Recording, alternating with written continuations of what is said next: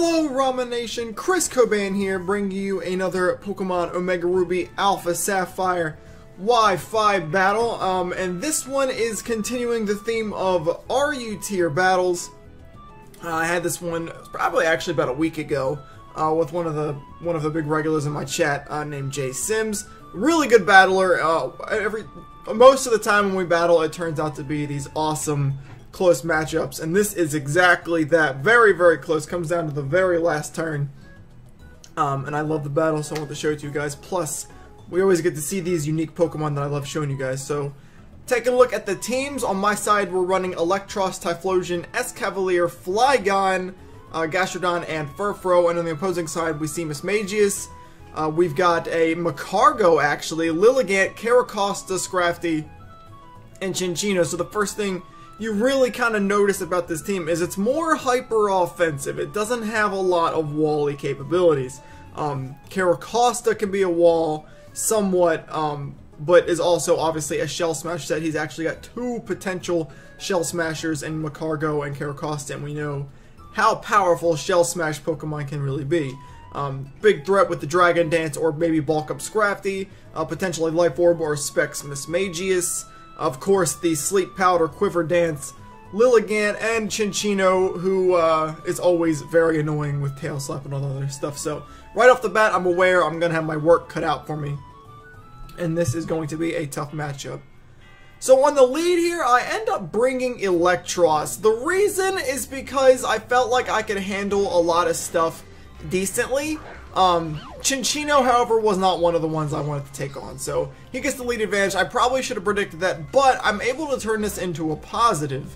I can actually switch out into Furfrou, who is Rocky Helmet, and I actually catch him on the Tail Slap, the only skill link move that Cinccino is going to have that's actually going to hit me and causes Rocky Helmet damage. So on the first one here, he gets a couple crits, but as you're going to see, as these hits keep on coming, he's actually hurting himself far more than he's hurting me.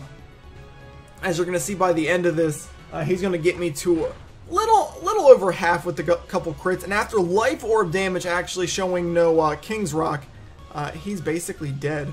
So I know at this point that he's going to probably kill himself on Life Orb damage. I just went ahead and went for Toxic at this point. Nothing on the team liked it.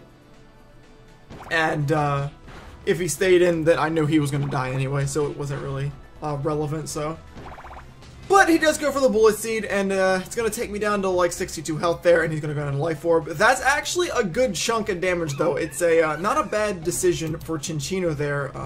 Furfrou has decent problems healing. I probably could have went for Rest there, but I didn't. But now I'm kind of stuck at low HP with a couple of physical attackers in Caracosta and Scrafty that can easily take out that amount of HP before I'm able to heal. So as he brings us Mismagius, I'm going to bring an Electros. I'm aware, and running a Mismagius before, I know it can learn Energy Ball, so I did not want to bring a Gastro there. Made the right play. He did go for the Energy Ball. On the switch out, he's going to predict the knockoff, obviously, at this point, and go into his Scrafty. Not going to do any damage there, but really, in this position, I'm not hating it. We remove his Citrus, which is really good. And what I really want to do here is just make sure this huge threat, potentially huge threat, is gone. So what I'm going to do is just straight out Wild Charge. It's going to take him down to around exactly half. And then he's going to go for Crunch, which is going to kill me. It crits here, but I'm a Special Wall, obviously, with Assault Vest. I don't think it mattered. It may have, but either way, I did exactly what I wanted to do at that point. So Moxie kicks in. He's at +2, but only at +1. I'm timid and scarfed actually on this Typhlosion, so there's no way he outspeeds me. And we're going to be able to revenge kill with the Eruption, which is going to become a theme here, as you're going to see. He's got two very good switch-ins, knowing I'm Choice Scarfed, however. He picks Magcargo. He's got both Magcargo and Caracosta to double resist, and can set up a Shell Smash on the switches, so he knows when we forced out. I'm aware Shell Smash is coming, so I'm just going to go into Gastrodon, who I'm pretty sure can eat this up even at +2. Really good wall. Obviously, no Fire Attack's going to matter. Ground's going to, if he has our power or something, it's going to do a good chunk, but shouldn't one-hit me, and I can kind of wear him down. So, unfortunately for me, however, he actually ends up going for a second Shell Smash. This could have turned out really greedy.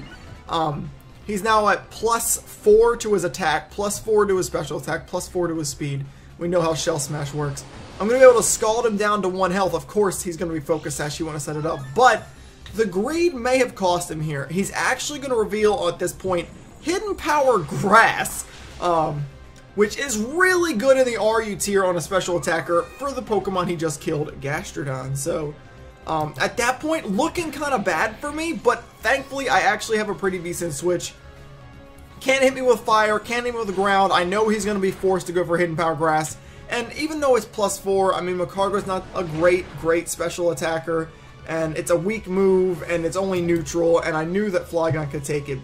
That's where the greed may have cost him. If he killed me with that Hidden Power Grass at +2, he might have the win there, possibly, but either way, at this point he brings out Lilligant. I actually make the right prediction to stay in. I predicted him to go for Quiver, because Sleep Powder would be a bad play because I have Overcoat on Escavalier, so I knew at that point that he would rather go for Quiver. I got him on it, breaking his potential Sash. He's going to kill me with Petal Dance. Of course, I could go into Escavalier here, but again, Timid, Scarfed, Lilligant's only base 91, I believe. I'm base 100, so I know I outspeed it when it's at +1. And yet again, a +1 speed goes down to an Eruption, which is good. So now we're in a pretty decent position here. We're 3v2. I'm liking my spot here. In comes Caracosta, which I knew, and I'm aware he's going to Shell Smash at this point. So I'm going to go into Furfro. What I wanted to do here is break his potential Sturdy or Sash or whatever he had with my Rocky Helmet as he sets up the Shell Smash there. Unfortunately, he makes a really good play here, and he goes for Stone Edge, but it turns into Stone Miss and misses, and I get the Toxic off, which is a huge deal. Like I said, that potential Sturdy removed. That Stone Edge hit and kills me, it may be GG. I don't know there. He might be able to take me out. My only hope at that point obviously would have been Escavalier. So he does get the second hit off on the Stone Edge there. I'm going to go down. But now that his Sturdy's broken and now that he's at -1 thanks to that Shell Smash, I'm aware that Gearfried, who was Choice Banded, can definitely take this out. So he doesn't even risk the Stone Edge, which is actually the smarter play. If he misses, he loses, because I can kill that Mismagius. It can't kill me when I'm at max, even banded. So he has to go for the damage. He makes the actual right play there and gets as much damage as he can to guarantee that this Spec Shadow Ball is going to do enough damage to take me out. If I was Assault Vested here, I'd probably live this, but because I'm Choice Banded Assault Vest on Electros, he will get the kill. So now it's down to what I know is a Specs Magius versus my Scarf Typhlosion. I go for Eruption despite the fact I don't think it'll OHKO. It's going to take him down just into the red. Shadow Ball, at this point, all I needed to do was really live it. I live it with like 33 health. And Eruption's base power is completely garbage at this point. But because I did so much with the first one, I'm actually able to just barely eke out the victory there with the second Eruption, making it a GG 1-0 with 33 health. So, like I said, really good battle. At the end there, I could have picked Fire Blast. It would have been a better decision based on the fact that it has extra power the second time. But I kind of figured that if I Eruption there, that he would be at pretty low health. I knew it wouldn't kill because I'm Scarf Timid and that Mismagius has pretty decent special bulk, so I knew it would take him down kind of low. And as long as I live that Shadow Ball with any more than like 1 health or something like that, that Eruption would have just enough base power, hopefully, to finish off the kill. And it did just that. That's the kind of things you got to do when you're running Typhlosion like that. You have to keep his HP high at all times. And as you saw in that match, that's exactly what I did. At all times, I made sure he was sitting at max HP. That way I could always come in, because with the Scarf and the Timid, I'm faster than most of the game. And Eruption, 150 base power at max HP. Stab on top of that makes it 225. So, super, super powerful attack. Very, very good revenge killer as long as you keep it max health, which is exactly what I was able to do in order to clean up that match. Taking out the 2 boosters, well, 2 of the boosters in Scrafty and Lilligant, and of course finishing off the Magius in the end. But that is it for me, you guys. Thank you guys for taking the time out of the day to watch the video. As always, much appreciated. If you enjoyed the video, do me a favor, hit that like button under the video. Helps me out a lot. You can also subscribe to my YouTube if you haven't done so yet. It'll give you alerts every time I get out a video. I try to get one out once a week or so. And if you guys have not checked out my live stream, I also encourage you to do that over at twitch.tv/xChrisCobain. I'll put a link in the description.